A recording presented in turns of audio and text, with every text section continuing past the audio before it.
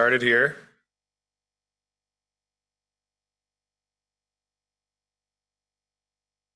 That's the official announcement. Cool. Well, hi everyone. Thanks for joining. I'm Zach. I'm in the Office of Sustainability and Innovations at the City of Ann Arbor. And here we are on month 4 of the A20 Sustainability Series. So welcome back.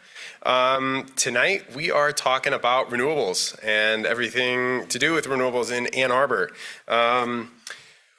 While I've got you, a couple of housekeeping things. We are going to go through a few presentations. We have Julie Stavelin from the state of Michigan. We have Michael Craig from the University of Michigan, and we have Julie Roth, who's also from the city of Ann Arbor. And once we get through everybody's presentations, then we'll go into some Q&A. And while we're here, I'd also like to chat about next month. I don't know if that's on my screen. Oh, it doesn't look like it is. Okay, cool. I have too many things happening on my screen. I'm not sure what's going on. But next month we'll conclude the A20 Sustainability Series. So we'll be looking at how we can take all of the information that we have learned over the series and move forward. And what are the plans for Ann Arbor to achieve carbon reductions? We've got a synopsis here. You can also find an event description on the City of Ann Arbor's website, a2gov.org/sustainability/events. These are our wonderful presenters tonight. So we will just go ahead and I guess jump right into it. I don't see any reason not to. So Julie Stavelin is the Assistant Division Director for the Materials Management Division within the Michigan Department of Environment, Great Lakes, and Energy, or as many of us know as EGLE. She's the director of the State Energy Program, and she's responsible for administering energy, pollution prevention, and recycling grant and technical assistance programs. Julie is also the current infrastructure coordinator for EGLE, as well as oversees the Catalyst Communities Initiative, which the City of Ann Arbor participates in as well. Julie is passionate about working with communities and businesses to meet them where they are on their decarbonization journey and to help them prepare for a sustainable future. So, without further ado, Julie, I pass it over to you. Thanks, Zach. So before I dive into my presentation, I'm just going to say, sorry, I can't be there in person. And as a consequence, you might hear my dog in the background. So this is his normal, like, go outside and playtime. So apologies ahead of time. So as Zach said, Julie Stavelin, I am with EGLE. So I oversee 3 main areas. I just want to give you a little background kind of on who we are. As Zach said, energy services, recycling, and pollution prevention. And each one of these areas are very much intertwined with the others. We provide grants and technical assistance in each of these areas, but they're all targeting helping communities and businesses on their decarbonization journey and to meet their sustainability goals. And they all work together in tandem, right? When we're talking about energy, we're also talking about recycling and pollution prevention. And when we're talking about recycling, we're talking about using efficient energy processes. But we also like to have our programs kind of focus on kind of 5 key target areas. So within energy recycling and pollution prevention, we're focusing on communities, so communities and schools, local nonprofits, the agricultural and rural businesses, as well as small manufacturers, and then ensuring equitable access to renewable energy and recycling, clean transportation, and workforce development. So I just want to preface this before I do a deep dive into some of our programs that are related specifically to renewable energy, is for every aspect of our interactions with communities and businesses, we follow the same process. You have to measure. You got to benchmark what your energy usage is, and then understand your building envelope and where your energy is going. Because if you're not measuring it, you don't understand how much energy you're using, and you can't make informed choices on your energy efficiency upgrades as well as towards renewable energy. And our goal is to meet communities and businesses wherever they're at on this energy management spectrum and to help them make informed choices, because we don't want them buying a bus when they really only need a bike. So our renewable energy programs that I'm going to focus on primarily in this first part, and then I'll touch on some others that are a little bit related to these. We have about 5 main ones that focus specifically on renewable energy. Obviously, energy planning and policy and technical assistance is key with our communities. So we have a grant with the University of Michigan that I'll get into just a little bit that deals with a lot of the behind the scenes stuff that gets us to the point where we can actually install renewable energy. We also have the My Ready program, which again I'll go into, which was a pilot program that we did through the U of MC's program. We have Celica, which is a DOE accelerator that we decided to continue on that focuses on community solar for low-income communities, Catalyst communities, and then SolSmart. So in our grant with the University of Michigan that focuses on energy planning and policy, we started this grant, I think we actually signed the grant agreement probably in early 2019, late 2018. But essentially the question is where is Michigan at in terms of our local jurisdictions? There's 1,856, but we didn't have a real handle on who had already zoned for renewable energy, whether it was wind, solar, commercial scale, or just residential scale. So the first portion of the grant really focused on curating that data and that information to create a database for zoning for energy. We also participated in the close-up survey, the annual survey that U of M sends out to all the local jurisdictions to really kind of take their temperature on energy and renewable energy in terms of planning and prioritizing and what their needs were and what their values were and how they thought their residents thought about it, to give us essentially that baseline. And it's kind of weird, honestly, looking back at it now, that we did that in 2018, not knowing what was coming with COVID and all of the stimulus dollars that were coming. But it's going to be fantastic when we redo that survey later this fall. Heads up for any local officials that are watching or listening. We can't wait to compare the data and see what has changed from 2019 to now. And then, of course, we worked on a bunch of online information that could be accessible to local governments in terms of templates and sample language and FAQs and case studies, as well as providing some of that real in-person, on the phone, through email, technical assistance for questions as they came up. So the database that looked at all of our 1,856 jurisdictions, we essentially identified who was responsible for those zoning, right? Was it at the county level? Was it at the local level? Was it unzoned, or was there no data on it? And if there was, the zoning type, was there any mention of renewable energy, whether that was, utility scale or residential? So as you can see, there's a lot of pink, there's a lot of blue, and there's a lot of gray. So it gave us that essential baseline of where we needed to go in terms of getting our communities ready for the renewables that were coming. And so this, of course, related to online resources that both communities could use as well as developers. The goal behind it was really to allow communities to learn from their peers, right? So if they saw maybe something, we've all driven 127 and we see, the wind turbines there in Gratiot County, or Isabella County, sorry. So it's like, you'll have communities that want to learn from their peers in terms of, I want to do that, I don't want to do that, I want to know what they did, what were the roadblocks that they ran into. So they can learn from Michigan, because if you're going to Minnesota or Washington or Colorado or Maine, it's a whole different play field. So this way our communities can actually learn from each other that's relevant to Michigan information.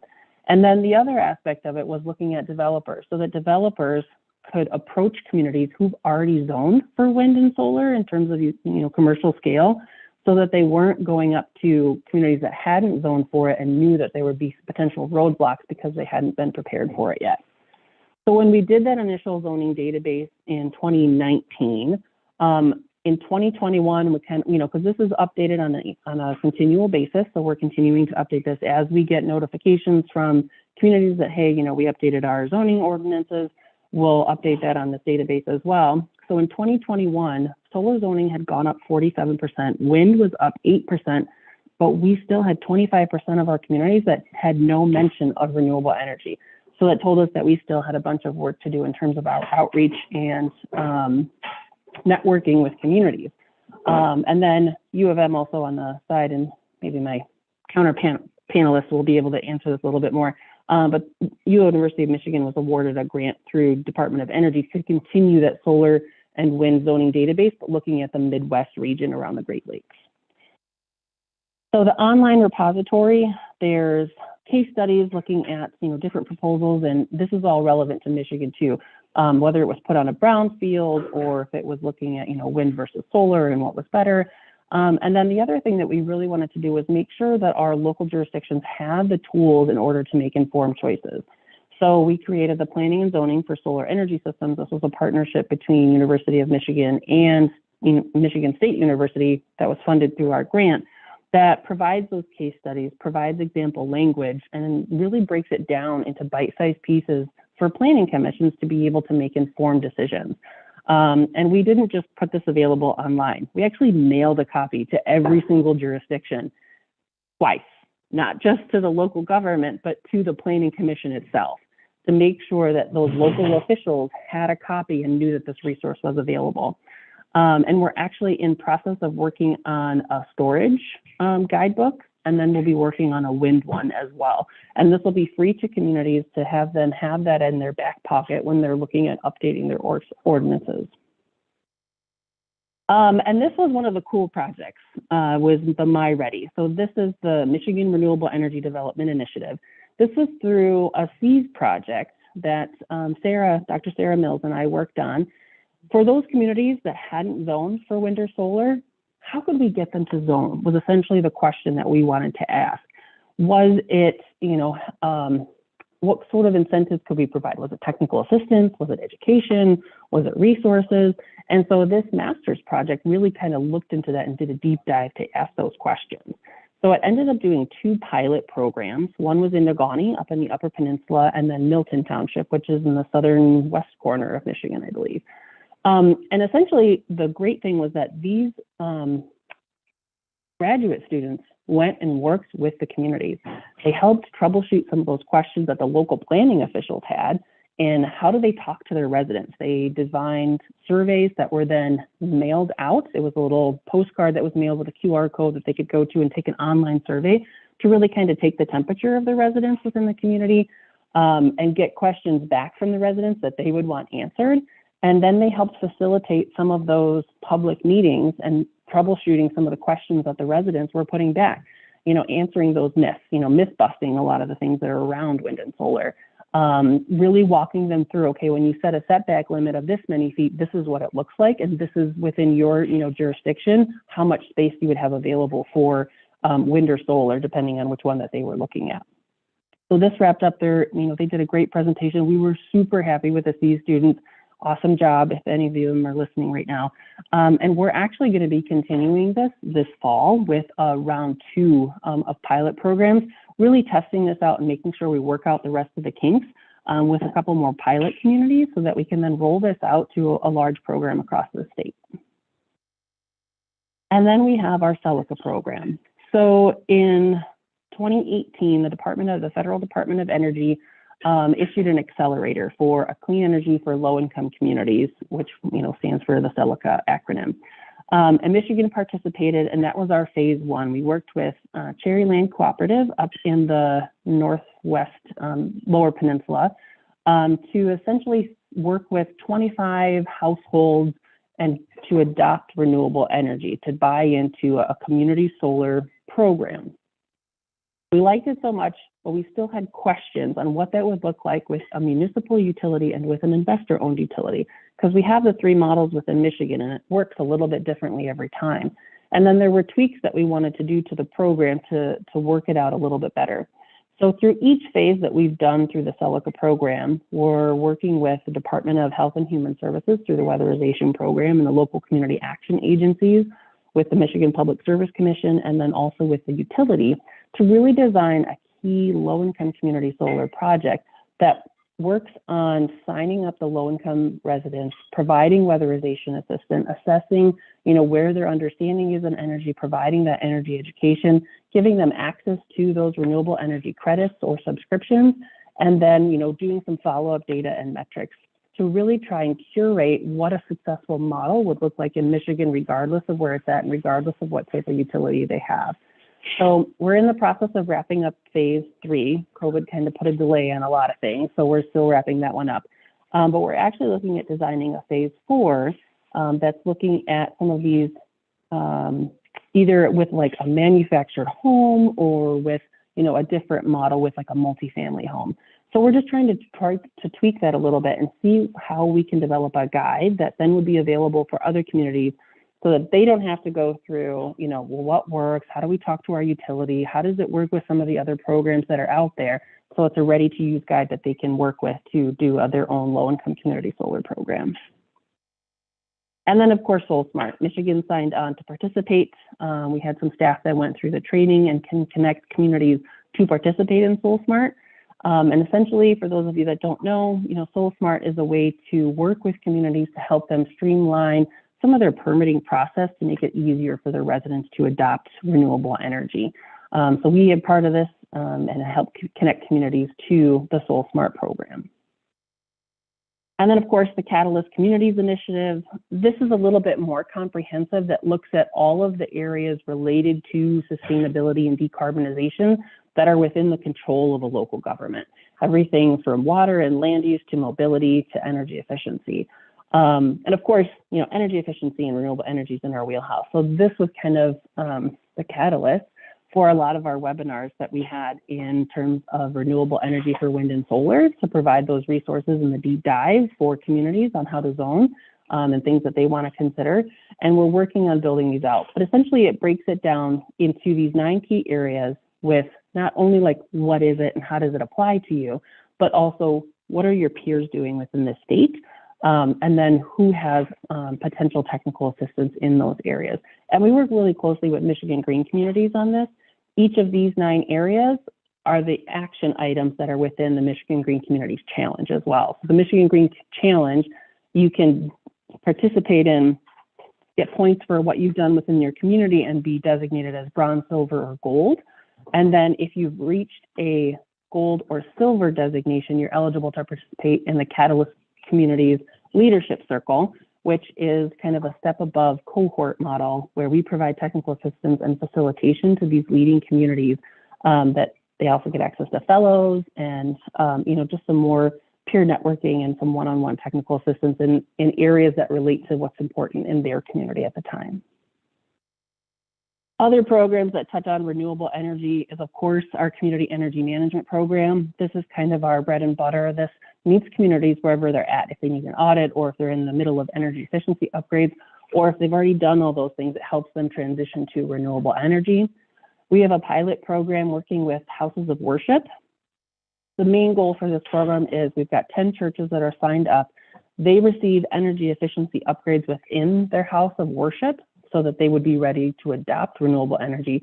And then they pass that information on to their congregants with the idea that the houses of worship are typically a key cornerstone in any community, providing some of those human services and needs as well as education, and they can help spread the message of energy efficiency and renewable energy throughout the community. We also are working with Lawrence Tech University in the accelerator program of Clean Tech, Climate Tech, Circular Economy. That's really looking at the whole energy spectrum in terms of how can we use renewable sources, how can we reuse products and create things that are more energy efficient for that circular economy. Our Charge Up Michigan program deals with electric vehicle infrastructure through our VW settlement program money that we got back in 2018, I believe it was. But we're also using some of this to look at if we pair an EV charger with renewable energy and battery storage, where can we deploy that? That'll help with the grid, that'll help with, you know, some of the areas that don't have the infrastructure for that, and also helps, you know, lessen the downtime that sometimes the chargers have depending on what their utility structure is. Restart is a contract that we have, which is for retired engineers, scientists, technicians, administrators, researchers, and teachers, retired professionals who can come provide some of that one-on-one technical assistance for communities and businesses to essentially look at the overall picture, help with that energy assessment and their waste streams, and identify opportunities for them to make those improvements. And then workforce development, we're going to need a lot more employees in terms of the clean energy and renewable energy space. So looking at how we can work on some programs and fill in some of the gaps to fill those needs. And then, of course, there's the end of the life cycle for the renewable equipment, whether for solar panels and for wind turbines. How are we reusing that material? How are we recycling it? So working with Next Cycle to really try and find, what are some of the other uses that we can do for those materials? How can we design those materials to make sure that they are recyclable and reusable? And then, of course, all of the money that is coming through the two main stimulus programs through the Infrastructure and Jobs Act and the Inflation Reduction Act. So these are just the programs that our office in Eagle is either going after directly, is partnering with another department on. It's a ton of funding, but in every one we're working at it, we're looking at that assessment, energy efficiency, and renewable energy aspect. And we're looking at making sure that these are not operating in a silo, but are working together and partnering together and really weaving them in with existing programs to make it easier for our communities and our residents to navigate. And then just to plug on some updating events that we have coming up to learn more about, more deep dive in some of these other programs. And that's all I got, Zach. Wow. Amazing. Thank you so much. The other Julie here just leaned over to me and said, wow, I thought I had a lot going on. And yeah, that's really clear that the State of Michigan Energy Office and you and all your work is really pivotal for helping get Michigan to become a clean state. So thank you so much for all the work that you're doing. Lots of good info in there. We'll hop over here to Michael Craig. It's great to have Dr. Craig here. He's an assistant professor in energy systems at the U of M. His asset lab researches how to equitably reduce global and local environmental impacts of energy systems while making those systems robust to future climate change. His research advances energy system models to address new challenges driven by decarbonization, climate adaptation, and equity objectives. He then applies these models to real-world systems to generate decision-relevant insights that account for engineering, economic, climatic, and policy features. So it's an honor to have your perspective here, Michael Craig. Super, thanks so much. I am your non-Julie panelist for today, so it's great to be here, and thanks for coming. So I don't have slides. I was just going to talk to you all. I'm not going to take my whole 20 minutes in case these comments are wildly off the mark, but what I want to do is walk through why we care about renewables from an energy security and an emissions perspective, and then talk about what the future might look like if we look 5, 10, 15, 20 years down the line, what it would look like not just here in Michigan, but around the world and around the United States. So first, I want to go back all the way to the 1800s, 1882. The very first power plant was built in the United States, the first commercial power plant. That was a Pearl Street Station in New York. It was one of Thomas Edison's plants. So in 1882, we started with one power plant for basically one neighborhood, just their electric lights. And for the next 100 years, what happened was there was one trend: bigger, bigger, bigger, bigger. Bigger power plants, bigger networks, connecting more and more networks, connecting more and more power plants, to the point where we started building nuclear plants that were on the order of 1 gigawatt, which is an absolutely massive facility that can power a whole city. So everything went in one direction, more and more and more for 100 years. And now we're in this situation where we have the ability actually to go smaller and smaller and smaller, to go back to basically where we started, powering one neighborhood with 1 or 2 facilities. And that's really the magic of solar power and some of the other complementary technologies that we have coming around today. So we're going to get to this future world where we have gone not bigger and bigger, but smaller and smaller. And we're going to understand why we care about that from an emissions and from an energy security perspective. So on the point of emissions, where are we today in terms of what we have to do?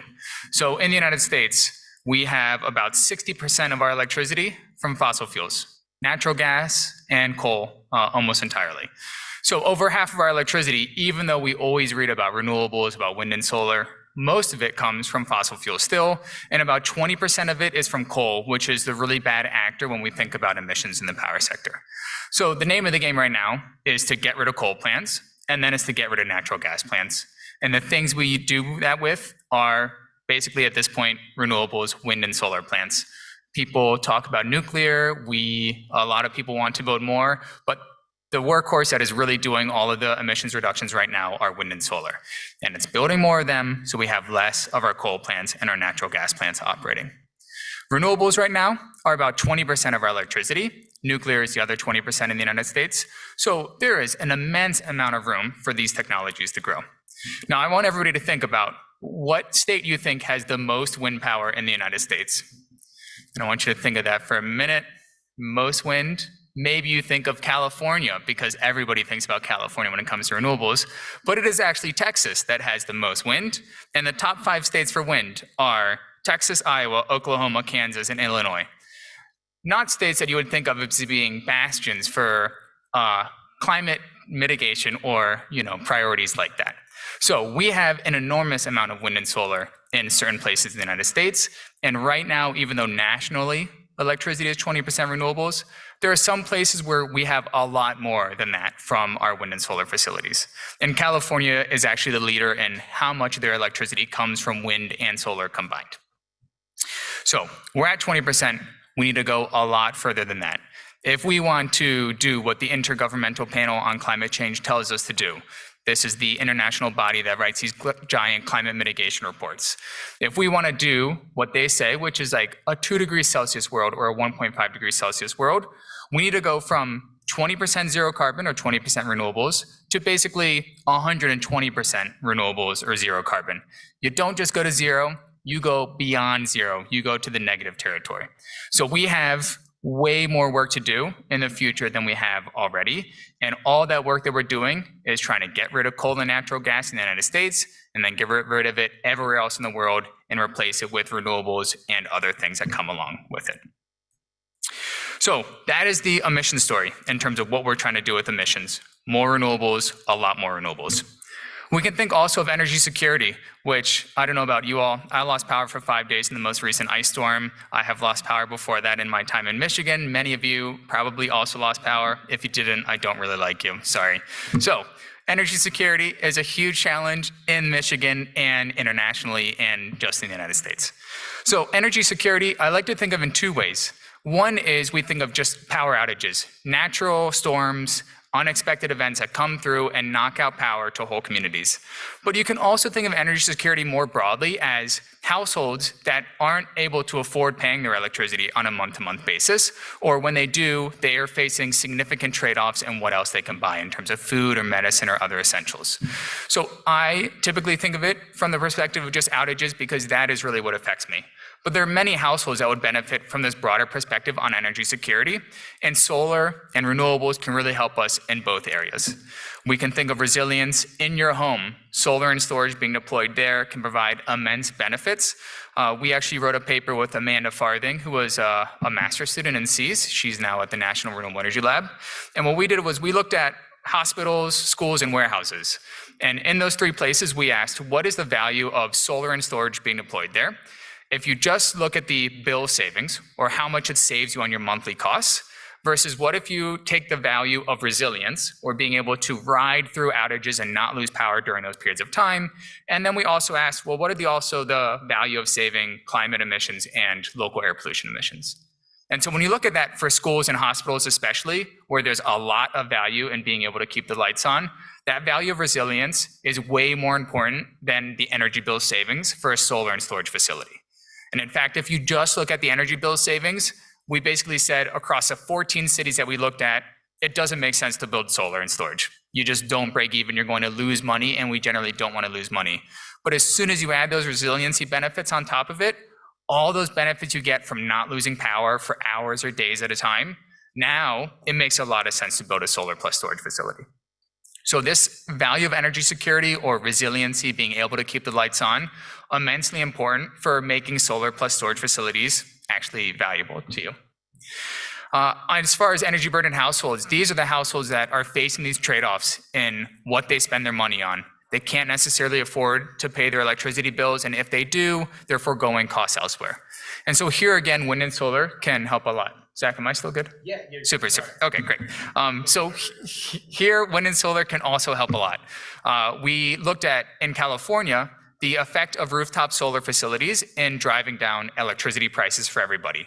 And we found there was actually a very large reduction in prices in a world with all this solar than in a world without it, on the order of 5 to 10%, if I remember correctly.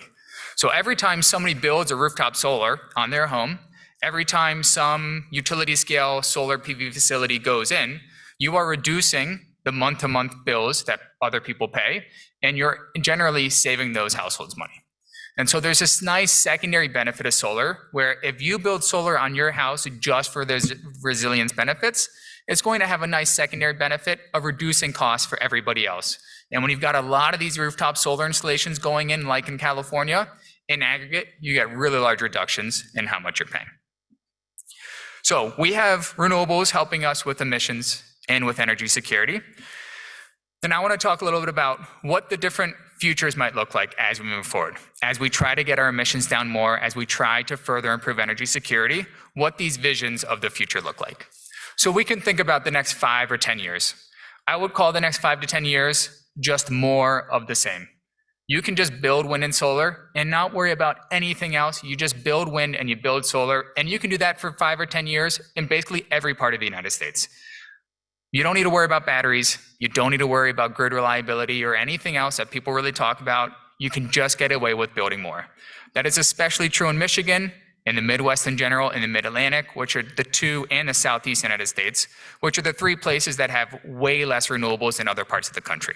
New England, the Pacific Northwest, California, the West in general, Texas, those are all places that are much further ahead in the race to renewables than we are. So for 5 or 10 years, just build wind and solar wherever you can. And the purpose of the Inflation Reduction Act that Julie just mentioned is basically to shovel money at the problem, to give people billions and billions and billions of dollars to build more wind and more solar. And in general, that will work fine for the next 5 or 10 years.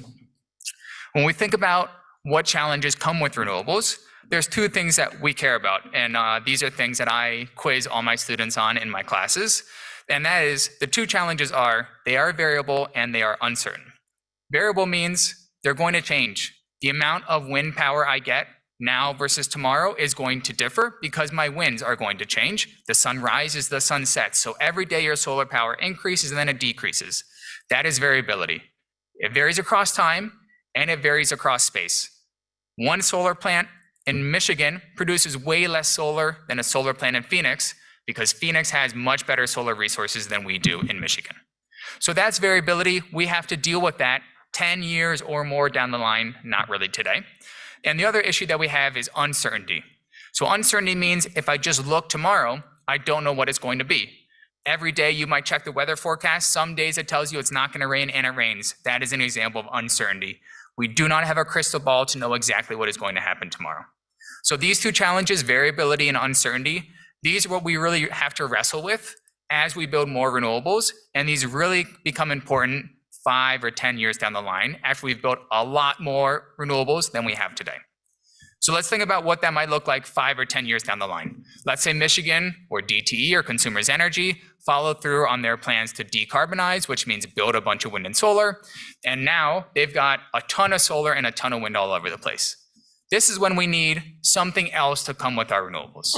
And there's lots of something else's. There are something else's in terms of technologies that I can build.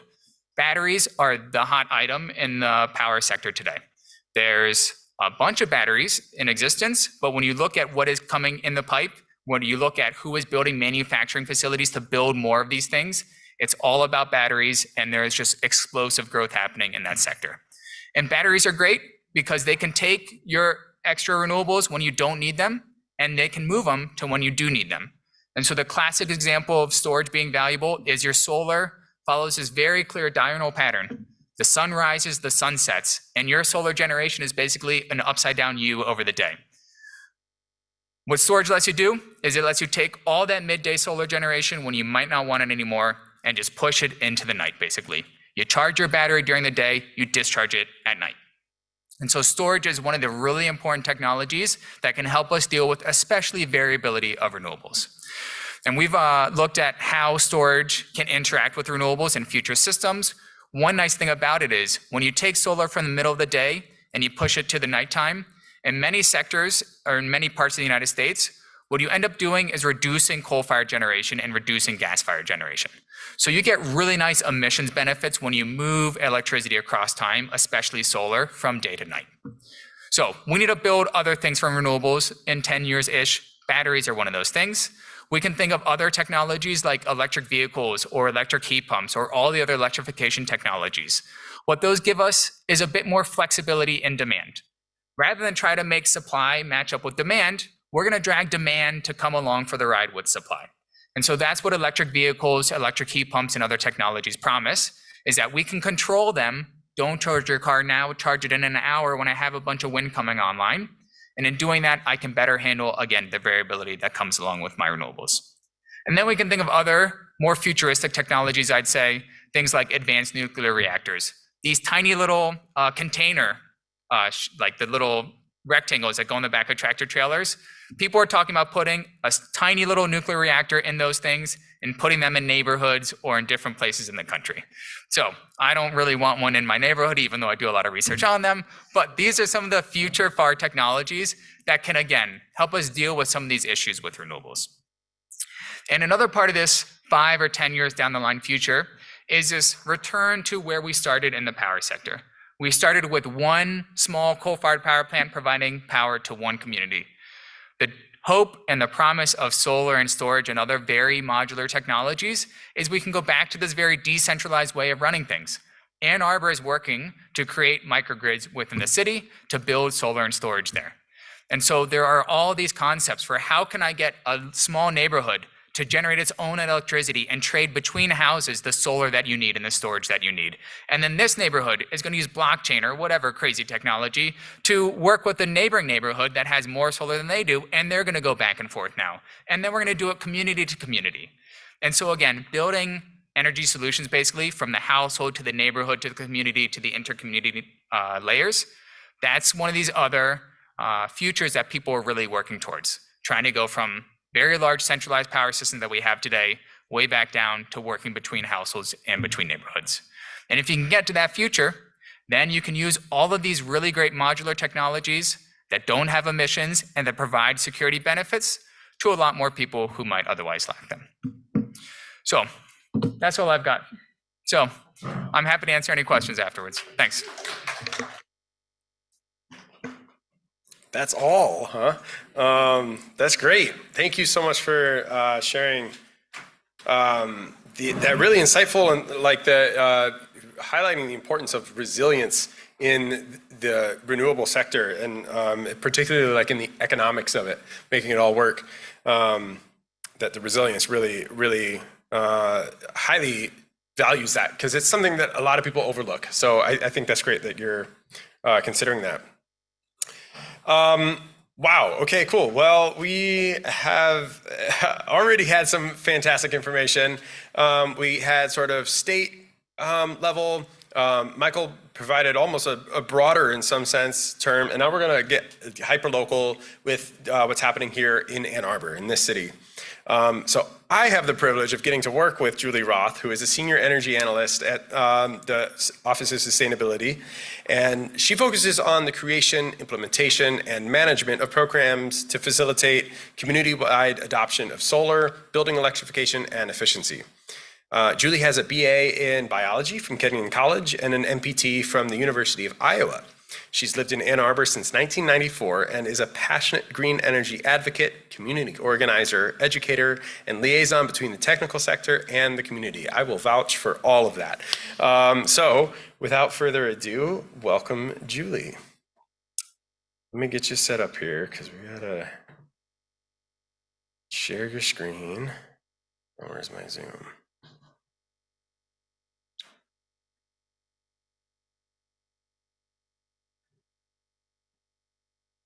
There you go. Okay. Good? Perfect. All right. Everyone can see that here? And in the Zoom world, this is so cool. Okay, thank you, Zach. Thank you, everybody. And Michael, you made it sound so easy. Just build renewables and then, we'll figure it out. I can just go home. That sounds great. I love it.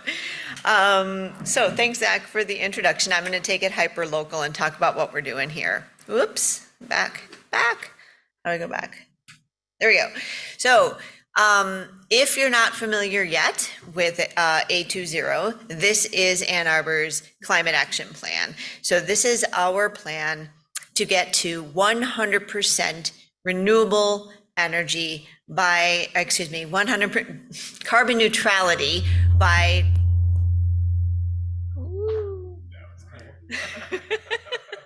this is our plan to get to carbon neutrality by 2030 in a just and equitable way. In 2019, late 2019, the City Council adopted a climate emergency and instructed the Office of Sustainability to come up with a plan to get to carbon neutrality by 2030, which is like tomorrow, as Zach and I like to say. It's literally tomorrow. And so that's what we did. And the City Council unanimously adopted the plan, and now we are in the process of sprinting at it. The plan consists of 7 overarching strategies. The very first one is powering our city with 100% renewables. And how we're going to do that is we're going to build it here as much as we can in our footprint. And anything we can't build here in our footprint, we're going to build somewhere else. We need to electrify everything because we're burning fossil fuels in our homes and in our buildings. We heat our houses with gas burning furnaces, and we cook our food with gas, and we dry our clothes with gas. And we need to electrify these things as our grid and as our city is now being, at the same time, increasingly powered by renewables.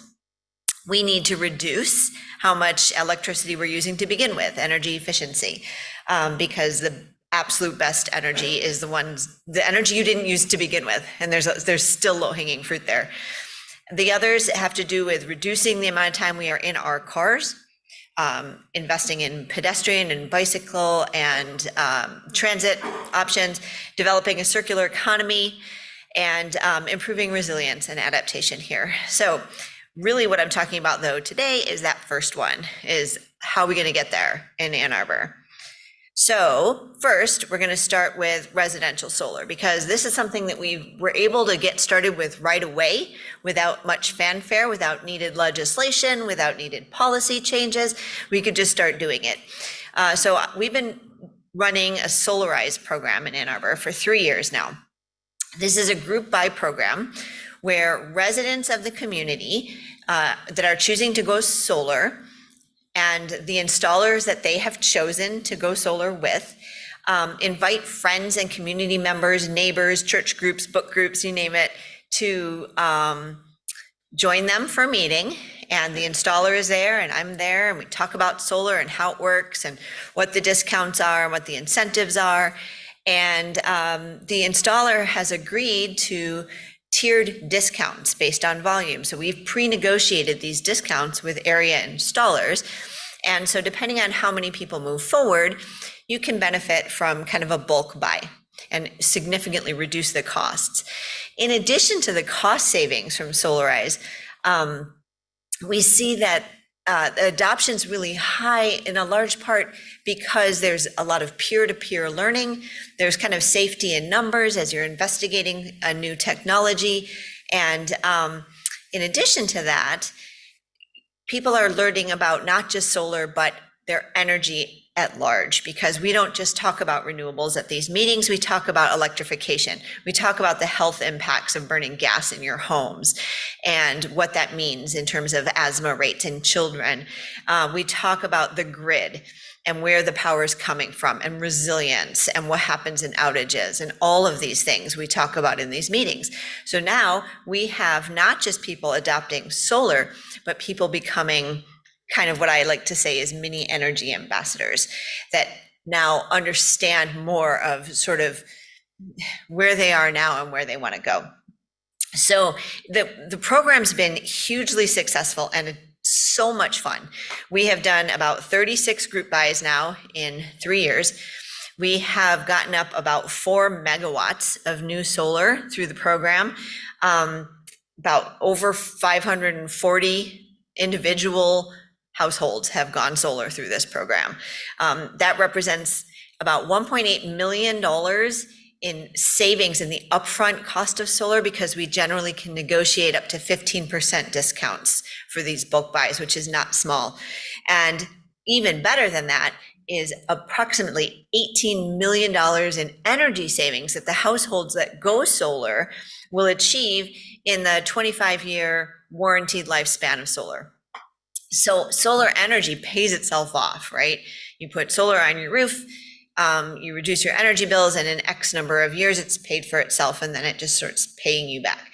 And like I said, the thing I'm most excited about is not even the solar that has come up, but all those 540 people plus another, 800 or so. We have about a 44% estimate to sales ratio.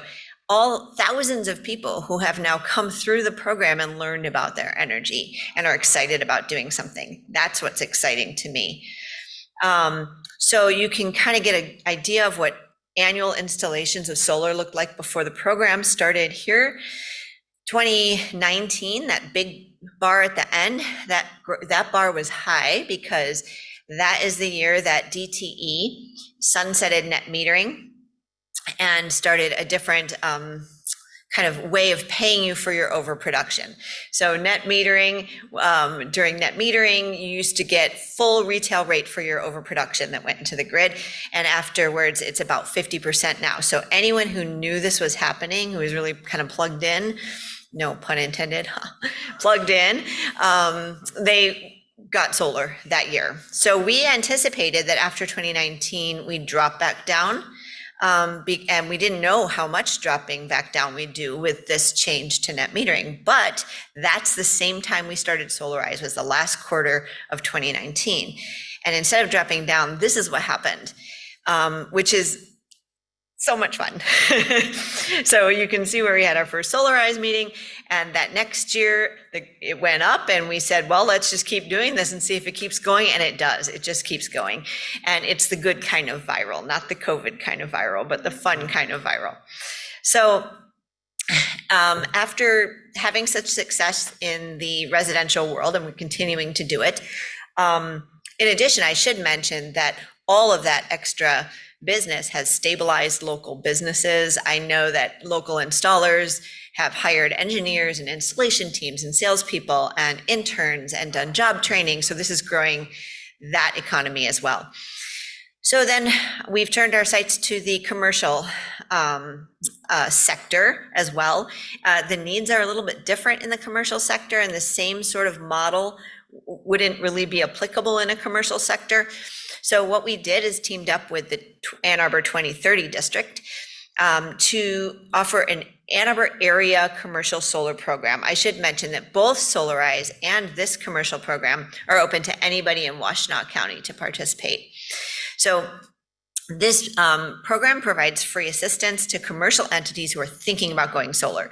So you can do your intake form, and you'll have an engineer, technical assistant, who helps look at your viability of your site. We have RFPs, requests for proposal templates, to get bids, and they'll help you figure out how to sort of customize that for your use case. They will help you review the proposals you get so you can understand them.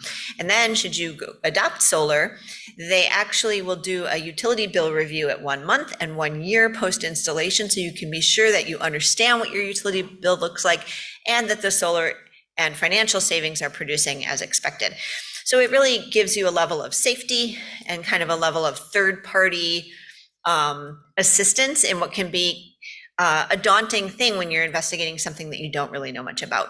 So we're really excited about this program. We just launched it a couple months ago. We've already had several businesses who have are starting the process. So hoping to grow this over the next several years as well, because although businesses are, smaller in number in terms of who's currently putting solar up, they have bigger roofs. So there's a lot of potential there. This is the website. So you can go to the Ann Arbor 2030 District website. You can navigate to the commercial solar program, and that's where you can do your intake. We are walking the walk as well as a city, right? So we are working on putting solar up on municipal facilities all over the place. So we had an RFP that was released in early 2021 that requested designs for installations on 13 city sites. That was approved and is in process. This contains both medium sites and small. This RFP, the solar coming up from this, will give us an additional 4 megawatts installed on site by the middle of 2024. And the nice thing for the municipal sites is that electricity savings from that solar investment are going to reduce the operational costs of those buildings, which will help, so much of it will help return into the general fund and then can be reinvested, and we can do other things with it. Some of the city sites that are getting solar through that RFP include the water treatment plant, which is huge, wastewater treatment plant, Ann Arbor Municipal Airport, and then lots of park sites like ice rinks, pools, and golf courses. In addition, the city is currently investigating the potential for solar at even more city sites through another RFP that is currently, I think, out and accepting bids. So it's exciting, and we should be putting, like I said, walking the walk and putting solar up where we can, as we are looking to residents and businesses to do the same. Then you may have heard about a proposal that we put forward called a sustainable energy utility. And this goes to a lot of what Michael was talking about earlier about decentralized production, which is, this is very funny, but I was tabling at the Earth Day, a Leslie Science and Nature Center the other day. And I was talking to somebody about solar in general, and she said, she said, what's the quote? Decentralized renewable energy production is my love language. And I might have proposed to her at that moment, but anyway, so a sustainable energy utility, the idea here is that this is a publicly owned utility. Ann Arbor would be a utility, and we would be working in parallel with our current investor-owned utility, DTE.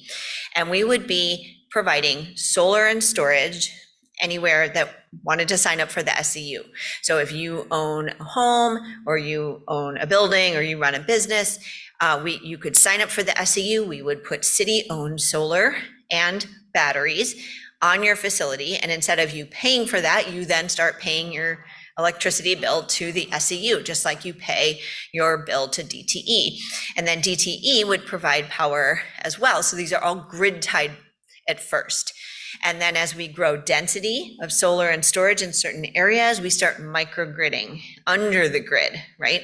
So that most of your energy can be coming from your microgrid. And then if there are issues or nighttime or long winter storms when everything's under 12 inches of snow, then we've still got the big grid for power as well. So it's the definition of resilience, honestly. And the more we can expand it and expand it, we are not using coal and gas, and we're able to start making an impact on shutting down some of those plants. The nice thing about the idea behind a sustainable energy utility is that we can do it. We can just do it.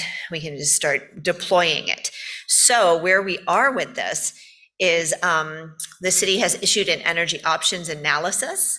We issued an RFP, and we hired Five Lakes Energy and Next Gen, I think, New Gen.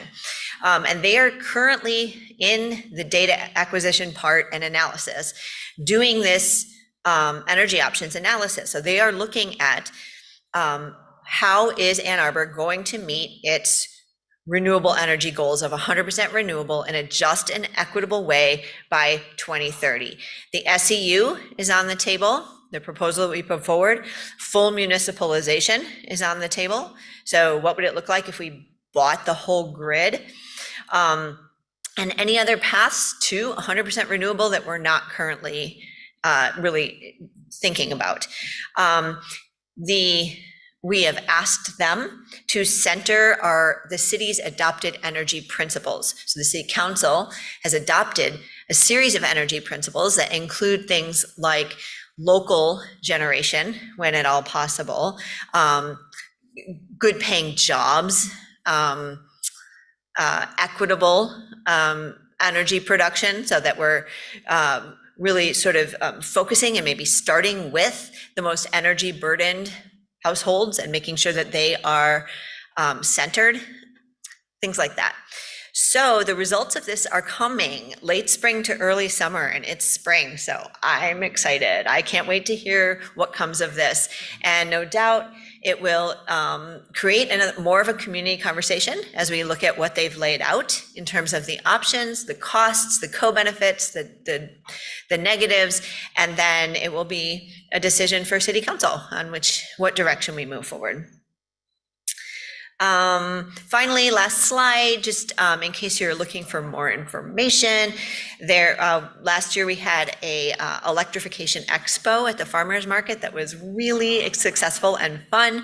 We're going to do it again August 11th from 5 to 9. There'll be food trucks and music and stuff like that, as well as installers with solar and storage there. There's going to be heat pumps that you can see and touch and understand how they work, heat pump water heaters. There'll be energy auditors there showing you about blower door tests and installation, all the things that I get really excited about. Probably, I don't know how many other people get excited about this. Anyway, they're all going to be there. And so it's a great chance to kind of come and learn and get to know some contractors, get questions answered. We are also hoping to have launched at that point our new energy advisor program. And this is a program that we've been piloting. We're in the pilot phase right now, working with EcoWorks and Elevate Energy. And the Energy Advisor service is kind of like a concierge that you can call or do an intake form with your questions about energy and your home, whether you're a renter or a homeowner or a landlord. And you may say, I'm interested in renewables, where do I start? Or my bills are too high, I'm really burdened, I need help. Or I'm freezing in my house, I know it's drafty and miserable. Or I want to electrify everything and go carbon neutral, please help. Whatever your issues are, and you can call, and the service will be free. And they will help do an energy assessment of your home, connect with contractors who are qualified to do various services, help you evaluate the bids and select the projects, and make a map basically for yourself to get to as far along the path as you'd like. So really excited about that, hoping that's ready to launch or soon after the expo, but there'll be more information about that too. So I think that's my slides from the hyperlocal standpoint, and I'll sit down and I think we'll give it back to Zach. All right. Thank you. Cool. So we are right on time to transition now into the Q&A. And so the way this will work is we'll have a microphone that I'm going to do my best to get to folks, or if you're able to help, thank you. That's a huge help. For those who are in person, please use the microphone when you are speaking so that people online and in the recording that's captured, that your question is captured in that. Folks who are online, you can use the Q&A to submit questions, and we will get those answered best we can out loud. While you're getting your questions together, I do just want to give a couple of shout outs. First, thanks to our panelists. It's clear that you all are doing a lot of really great work, and so we appreciate you taking the time out of your days to be here with us. So thank you. And also to the Ann Arbor District Library, who is co-hosting this with us and giving us this beautiful space and the support and the technology to be able to make this happen. And to Hannah Peplinski, who is here, who has done a lot of the legwork to make tonight actually happen. So thanks to each of you. Let's go ahead and move into some Q&A. So I see a hand there, and I'll get some of these online queued up. Thanks. Yes, thank you very much for your presentation. These 2 points may be a bit tangential to what was discussed, but I just thought it would be important to bring them in from mainly from residential adoption of renewable energy.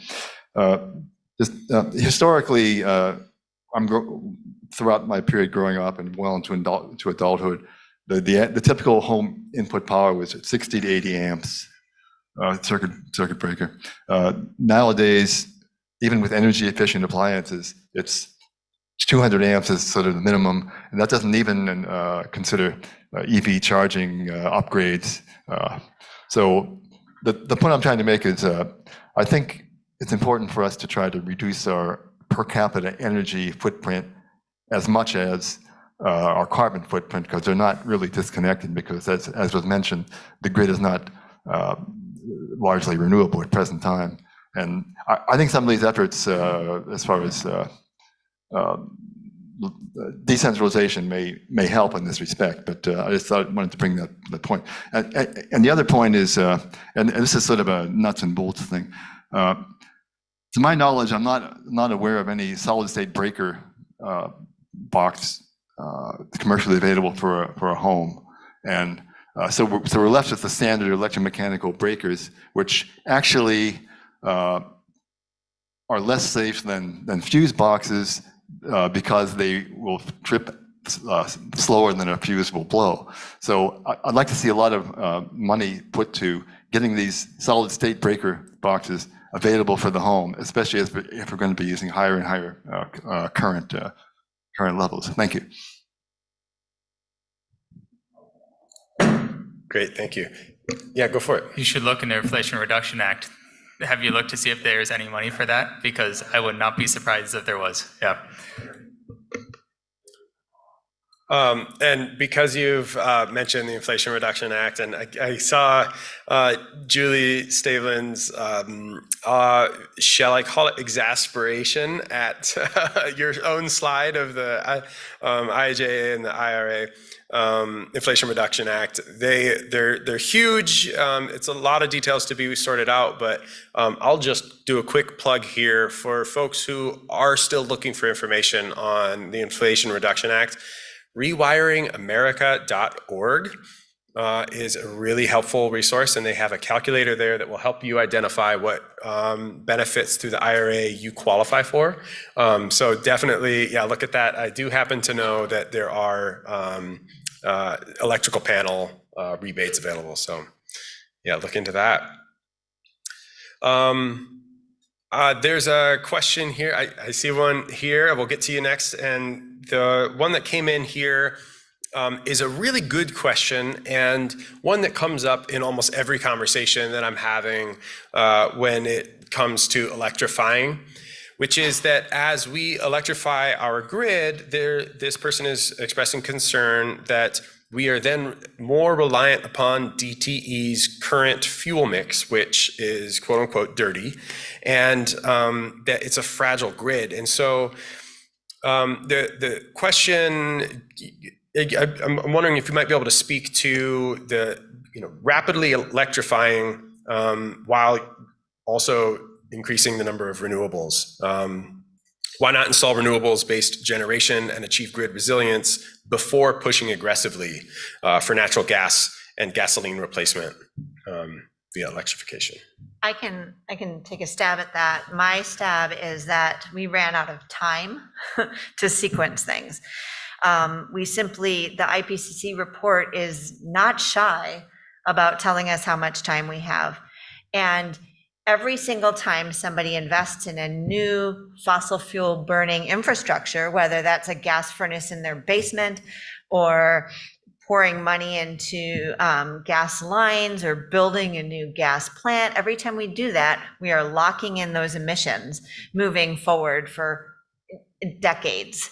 So when we're talking about electrifying our homes, we're generally not usually talking about ripping out things that were just put in 5 years ago. We're talking about replacing things as they hit their end of life or as you remodel. And so it's not going to be as rapid as deploying solar and storage and wind, but it's necessary to start it immediately for those reasons. And then there are the health impacts as well and we can go into that, but of continuing to burn fossil fuels in our homes. And it would also speak to, as both Michael and I spoke to, the decentralization of energy production.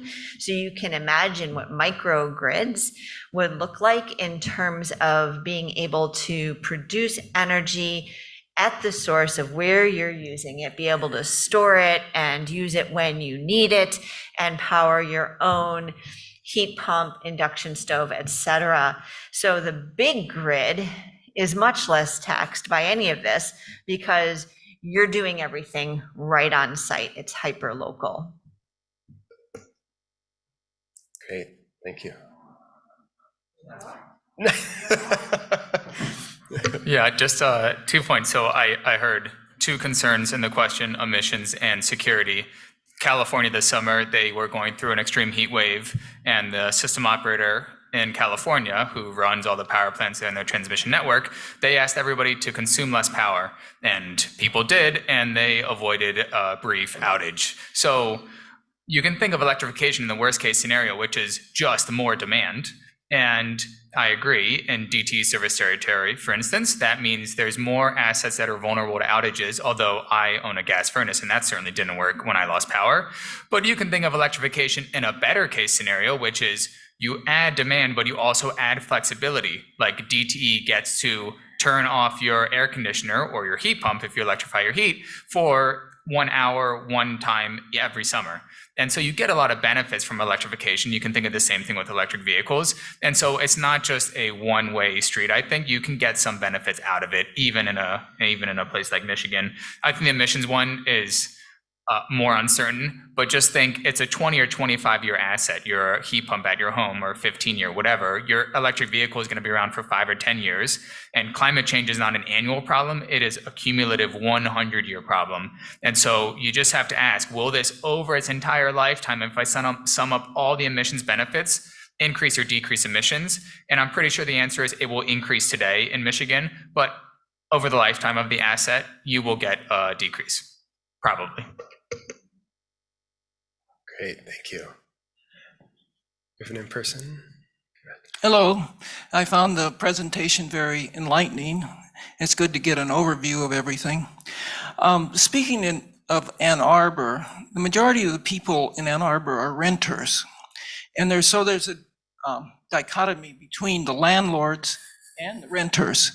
Renters think about what is the price per month, and landlords would have to raise the rent in order to provide efficiencies and weatherize their houses. I'm a landlord, so I think about this a lot. One of the things it seems like would be helpful is if the rent board could certify houses as energy efficient and advertise that, so that the renters would know going in that they're going to be saving money, even though the rent might be higher than other rentals. Do you want to take that? Or you want me to take that?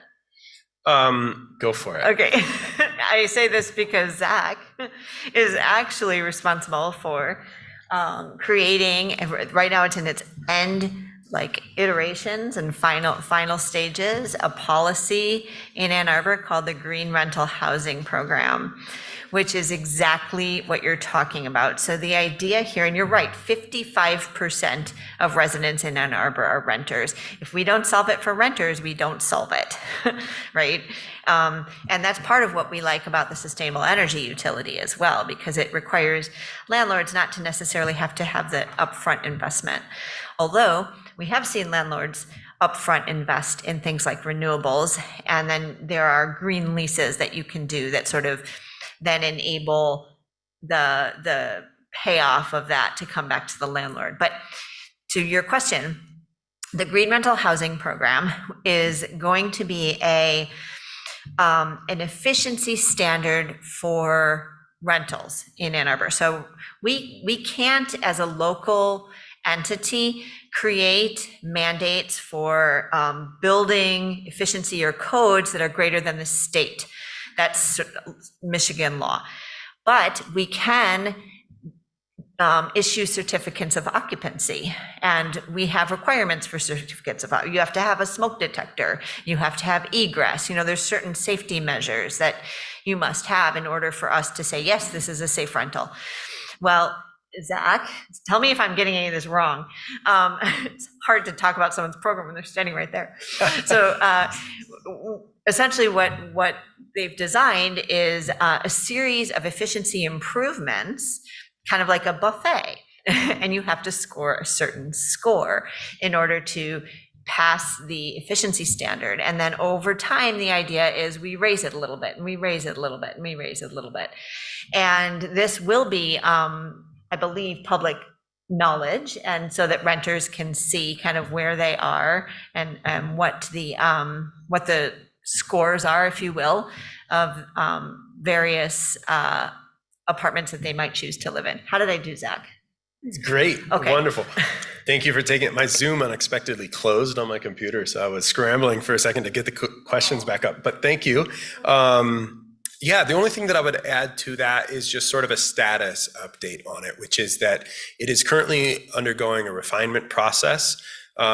We did a task force engagement process with landlords and property managers and renters to sort of develop this green rental housing program. And we got a lot of great feedback, and we're just refining the checklist. It'll go back out for public review before it proceeds to council. But we're looking at late summer, early fall for something like that. But yeah, Julie nailed it. I think I'll go to back online for the next question here, and I'm going to look at Julie Stavlin and Michael for a response on this. This is this person has noticed that their neighbors are getting gas generators. They're out in Commerce in West Bloomfield. Do you think it would be easier to implement microgrids for suburban communities on the edge of metropolitan areas? And Julie, I know that you were talking about a lot of programs for suburban and rural, and then also, Michael, you were talking about the sort of that difference between like really centralized utility and more microgrid. So I wonder if you two could touch on that. Do you want to go first? No, go ahead. Microgrids are one of those awkward conversations that we have with utilities. So at the moment, no, I don't think microgrids are going to be easier than unfortunately, the fuel generators that, local neighborhoods are going to be doing. Until we can get that question resolved with the utilities, especially the investor-owned utilities, I think we're going to be kind of coming to that push and pull on what we can and can't do. I know with a lot of legislation that's being introduced right now, both at the Senate and the House, as well as through budgetary items, not only at the state level, but also at the federal level, I think that that's going to come to a head here in the very near future. And I'm hoping that we'll get to that point where, yes, that is the ideal, where you would have a microgrid, maybe not every neighborhood, but, broken out so that in these emergencies, like Julie was talking about, that's the day-to-day, that's the one that's providing it. And you only go to the bigger grids when you really need it. And especially for our rural areas, it works better if you have that distributed generation. Feel good about that? Cool. I feel good about that too. Great. Thanks. Great. There was a question here about asking for more information about the bulk buy programs for energy efficiency and air source heat pumps and heat pump water heaters and other electrical services. Oh, that's a good question. Like, is the question about similar to Solarize? Can we do bulk buys for these other? They're just asking that we talk more about the bulk buy program. So I think okay. you can take that any way you would like, Julie. Yeah, sure. So the bulk buy program right now is for solar. And the reason it works so well for solar is because there are efficiencies. An installer, we're trying not to fleece local contractors either, right? So we need to actually produce something that is of value so that the contractors can reduce their costs, their soft costs, and then pass that on to the consumer. So with solar, we've created this model that does that very nicely. It's much more complicated bulk buys when you think about heat pumps, for example, because there are many different types of heat pumps, different use cases. There's mini splits, there's central ducted systems, there's dual fuel, there's cold climate heat pumps. It's not straightforward. Every house is different. Different installers sell different models. It's too complicated. So instead of a bulk buy situation for electrification, that's where the IRA rebates will help reduce costs. And you may know, I can't believe it hasn't come up yet, but Ann Arbor passed a climate millage in November, right? So we are currently in the process of designing rebates that will stack with the IRA rebates. The money starts coming, I think it's fiscal year 24, so in July. So we're hoping to have the rebates rolling out by the end of this year to help, like I said, stack with IRA. So this is a better way, we think, and we've worked with peer cities and done best practices with energy groups. It seems to be kind of universally acknowledged that this is a better way to try to lower costs than to do a bulk buy in some of those more complicated technologies. But if you're interested in the solarized bulk buys, that's easy. You just email me and I will send you information about an upcoming bulk buy. Yeah, question here. I think this go for it. My question is for Julie Stavelin. I got a couple of them actually. First of all, any news on the direct pay option for the IRA bill? Has Treasury finally wrote any details on that yet? Are you talking about the rebate programs and the instant rebate? Direct pay for solar, for installing solar. For You the mean nonprofits. for nonprofits and Yeah. municipalities? Yeah. I was wondering if you had any knowledge, or anyone on the panel had any knowledge. No. I don't directly. I think Julie Roth might actually have more information. Yeah, I don't know what the status is. I know that what the question is referencing is that historically, there's a 30% federal tax incentive for solar, which everybody can access when you're putting solar on your residence or your business. But historically, it hasn't been accessible to nonprofits and municipalities who don't pay federal income taxes. So what the IRA did was say, okay, for those entities, we're going to do a rebate. And I think the question is asking, how do I get that? Yeah. But I am not aware of details that have come out yet. Yeah. About exactly how you're going to access that. Yeah. My other question for you on the Celica program, your phase 3, where you're going to go to an actual like community solar model, who's going to own the asset? Is it the utility, or is it going to be? The utilities own it. Okay. Yeah. So Alrighty. so in each of the phases, the utility owns the actual asset. Yep. And then in the models, actually maybe the Cherryland they might own it. I have to double check on that one. But the selected households get a designated amount of panels that they're subscribed to that they get a credit for on their bill. Got it. Yeah. Okay. Thank you. So we'll do one more online, and then we've got one here. So there's a question here. I've been doing these forums for a few years now, and always think it's interesting to see who in the audience appears And I've got another resident. This one is from Novi. Just noting that it's interesting how the renewables conversation is really bringing in a broader audience, and I'm happy about that. They're looking at, Julie Stavlin, they're looking at doing a local town hall over, involving residential energy security and installing batteries and solar. And I think, they're asking if these panelists might be willing to do another town hall in Novi and or talk about the SEU or other energy decentralization.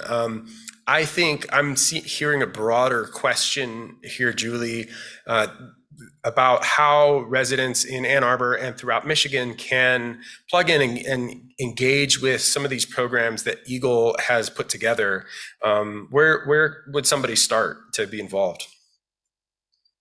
So I think it depends on the topic, because for some of this stuff, it's way outside of my area of expertise. So you don't want to put me up as like the person who's going to answer like the really technical stuff. But yeah, we're more than happy to participate. I've got some awesome staff, and we've got some awesome grantees and contractors who can provide some of that technical expertise. So I would say, I think my contact information, I don't know if you're sharing the slides or not, Zach, is on there. You can visit our website. We've got Lisa Thomas. She's our engineer who works a lot on the renewable energy and clean tech spaces. Jesse Crawford is our community coordinator expert who works a lot with communities on energy efficiency to renewable energy. And then I manage the U of M grant. So, our University of Michigan grantee will come out and provide some of that more detailed information depending on the scope of the meeting. But yeah, we do presentations similar to this all across the state throughout the year. We're happy to answer one-on-one questions. We're happy to have, kind of those, not presentation format, but more of like the working meetings as well. So just feel free to send us an email, and we're happy to get something set up. Can I jump in real quick? There also might be interest both to that current question and the question that was asked over here earlier about, and Julie mentioned that there's legislation currently drafted and being considered in both the House and the Senate that would, for example, enabling legislation for community solar that would be where the asset would be owned by the community or somebody other than the utility. There's also there's other sort of solar friendly legislation. So if a community outside of Ann Arbor is interested in panels and possibilities of what might be, maybe some legislative, their legislators could also be instrumental in helping them understand the landscape of what could be coming. And if there's interest and it does pass, then sort of what that means in terms of possibility. Yeah, totally. I think I'll just build on what Julie just mentioned, which is that in Novi, I would look to your local leaders. I mean, certainly, I don't want to speak for you, Julie Roth, but I think either of us would be happy to come speak in Novi. But I think the local leadership there will certainly be a great place to start, and that goes for everybody who's joining from another community tonight. There are some resources such as what Eagle is providing, but yeah, start looking locally at what you have going on and who you can influence there. I think we have just time for just a couple more questions. Do you still have a question?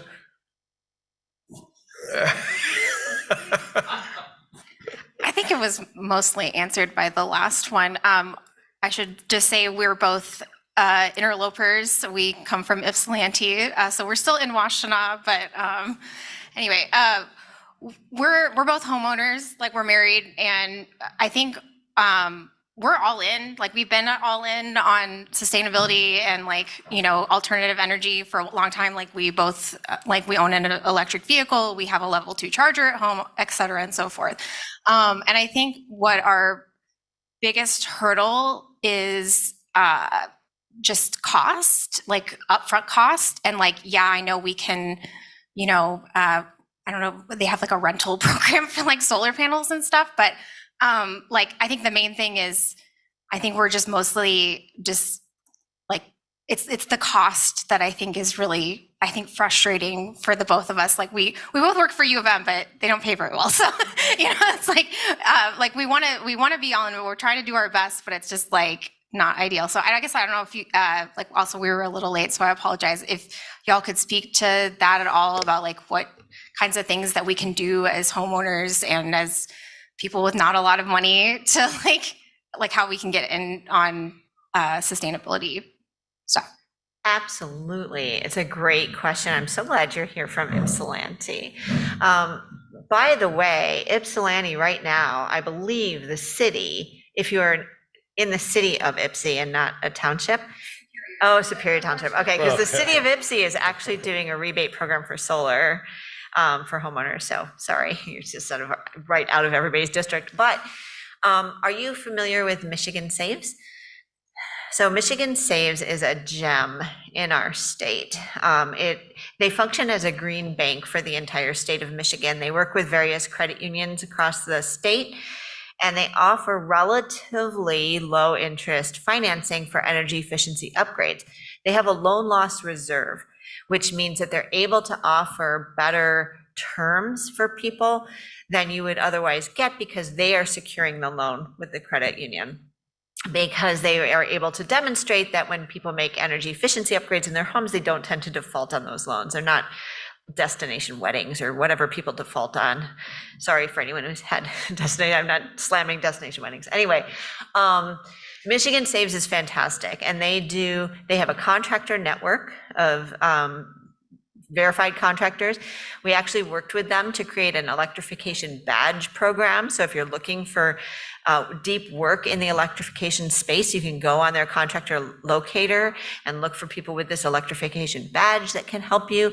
They have energy auditors that are certified, and they can really help you sort of figure out, okay, if I invest this much money, like with solar, for example, in the Solarize program that I do, sometimes with a modest down payment, you can get your monthly payment for your solar to approximately equal the savings in your bill from your electricity bill. And if you can kind of make that magic happen, and you're planning on staying in your home long enough to pay it off, then it's just a matter of paper, really, and some degree of down payment. Same thing with energy efficiency upgrades. Some of them are very expensive and will not pay themselves off, if you're going to tear off your siding and, spray whatever. But some of them caulk, and some kinds of like spray foam insulation on your rim joists. These sorts of things can be pretty low-hanging fruit and can pay themselves off. And if Michigan Saves can help people finance those things, they're really a gem, and they're really easy to work with. So high 5 stars for Michigan Saves. And I just want to chime into that, because while I agree 100% Michigan Saves is great, sometimes if your credit is not great, it's still hard to get, those nice interest loans and even being approved sometimes. So I know Michigan Saves, they're doing a lot of work to look at what are the other ways that we can work with consumers that's outside of credit, looking at do you pay your bills on time? So looking at other eligibility requirements. And then through some of the other stimulus funding that's coming, I believe it's the Greenhouse Gas Reduction Fund, $7 billion is going specifically to green banks to help them ramp up to cover this side. And then with some of the tax credits too, there's not usually a cap on some of them. So you can maybe do a panel this year, and then a panel next year, and then a panel after the year, that do it in stages if you can't afford it all up front. So there's some creative ways that you can look at it. I wouldn't give up. And then obviously, the Solarize too. So what other ways that you can bring down the costs of the solar installation by partnering with other people, bring down some of those, bulk buy costs, and then looking at some of those creative lending solutions. And just to add, I don't know if you were here when Zach mentioned it earlier, but Rewiring America, if you go to their website, you can put in your zip code and your income levels and your number of people in your household. Some of the rebates that are coming, especially for lower income households, are huge, big. So that can be another resource. Yep. Yeah. We do have time for more questions, and this gentleman had one, and if you have other questions, you guys are okay to take more questions. That's great. Go ahead and we'll do yours, and then we'll do just one more, and we'll wrap up from there. Yeah, I just wanted to add it to Julie Ross' comment about Michigan Saves, but also the incentives to the utilities, through the utilities that are connected through Michigan Saves for certain upgrades. So take advantage of every dollar that's out there. Great. Thank you again, ADL staff. We'll wrap it up here. There's one thing I want to plug is that each of these are recorded, and there's a lot of really helpful resources and information.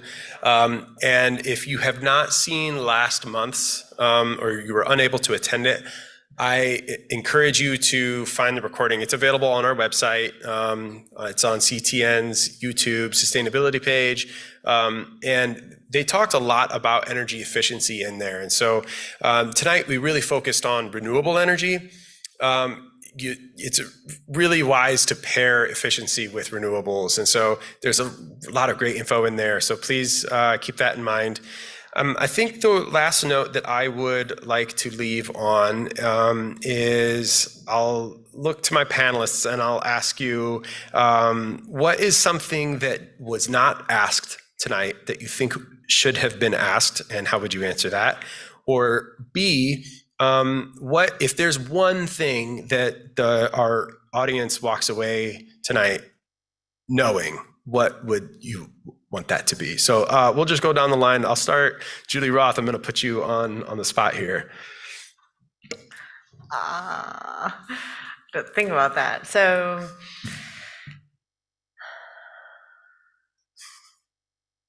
I guess if there was one thing I want people to leave knowing or thinking or believing, is that this is entirely doable.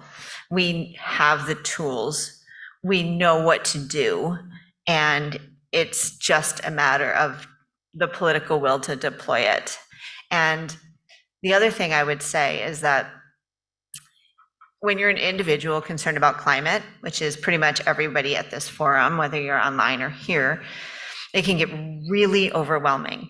And you can spin out pretty quickly when you start thinking about every single individual decision that you make and putting it all on yourself. And, I bought the thing in the plastic wrap, and it can be exhausting and demoralizing.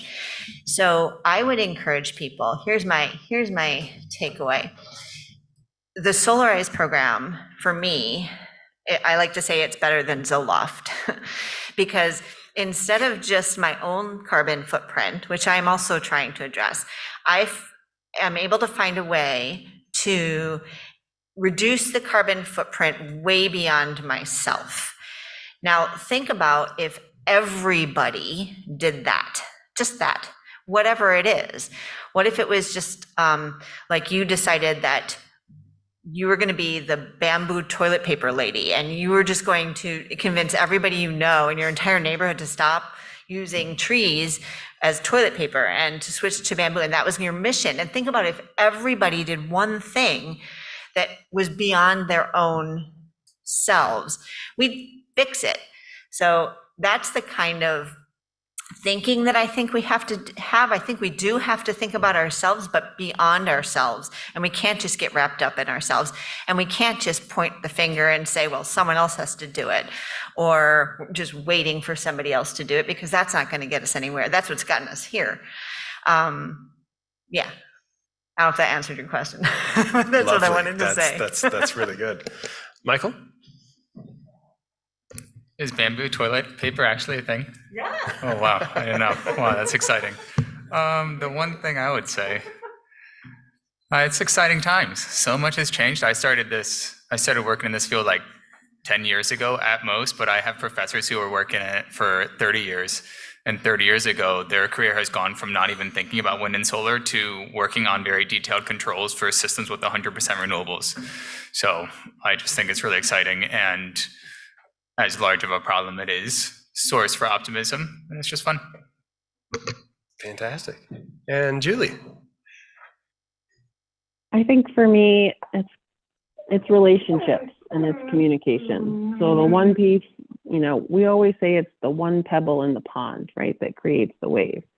But if we dump a whole bucket of pebbles, which is us, we can create like a tsunami, right? Talking to your legislature, talking to your local government leaders, supporting, showing up at the meetings, talking to your friends and talking to your neighbors, it'll eventually get to the point where everybody knows about electrification. Everybody knows about energy efficiency. Everybody knows that we need to go to wind and solar, and it just is a common sense step to take.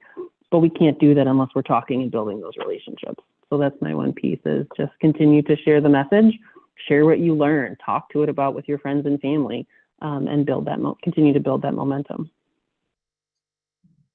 Boy, if that's not inspiring, I don't know what is. Thank you all for those words. Round of applause for our panelists, for the Ann Arbor District Library. Thank you all so much. My Zoom shut down again, but there were so many questions we were unable to get to, but thank you for submitting their questions. And there was a lot of gratitude from the online audience as well. So everybody have a wonderful evening. We'll see you next month.